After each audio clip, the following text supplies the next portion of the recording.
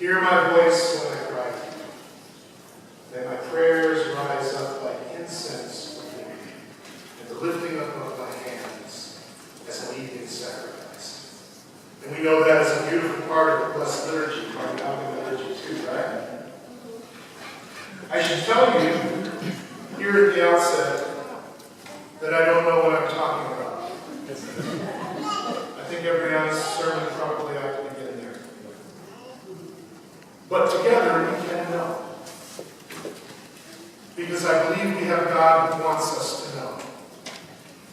I believe we have God that has been revealing God's self in goodness and in love since everything was dark. From before the beginning, when only God was. And ever since, in all of creation, in us and around us, God has been revealing God's self in ways that, if we're paying attention, I believe we can pick up and begin to understand. I think we do that best in community. I find my understanding becomes stronger and clearer when I make journeys of discovery together with other people. So what a blessing it is for us to focus on this prayer thing together in community. As I wrote in the little letter that I put in the newsletter to kind of introduce this series, I think this is the most intimately familiar and ultimately mysterious thing that I engage in life. I think I have a better appreciation for who and what God is than I have for what prayer is in a lot of instances. It may be just me. You may have this down.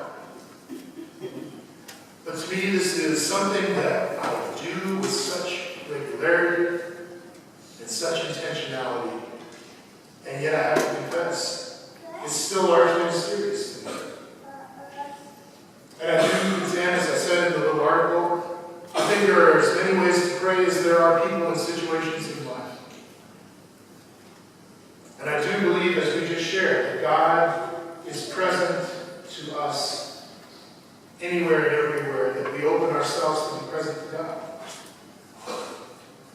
And in a way, maybe that begins to be some sort of a definition or an embrace of the idea of prayer, presence with God. But there's more to it than that. And I've been thinking back about how my prayer life has changed over time, because it has. I can remember in the first half of my life when a lot of my prayer was about acquisition. I was in an acquiring mode. So lots of laundry lists and to-do lists for God from Brad. Thank you very much. See you later. But in the second half of life, my prayers have changed. And I see this in Scripture. When we look at the Word itself as it comes to us, I always like to go back and see, as best we can, what it was they were saying back then when they wrote whatever. And in the Hebrew Testament, we have halal.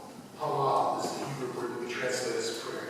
In our readings today, let my prayer rise up as incense before you, halal. And it's best translated probably as entreaty, supplication, intercession, petition, those kind of things.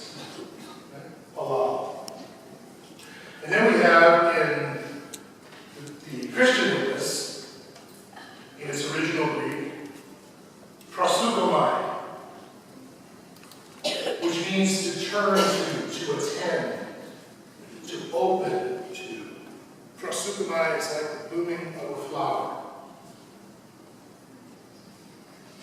And I think that in those two words, in that combination, that I begin to get a sense of where and what prayer is. And it's no surprise to me that it takes two identifications of prayer to to make a whole meaning.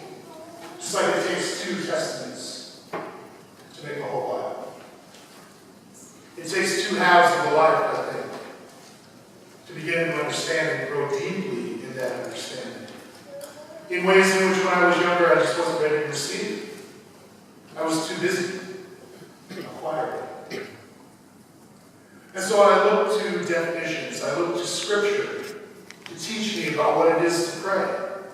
What this presence with the at once intimate and mysterious God is all about. And what's right to pray for? What is legal and appropriate for a prayer?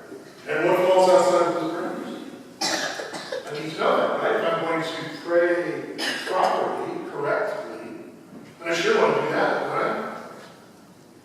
Don't you? And yet, that's not what I see in Scripture.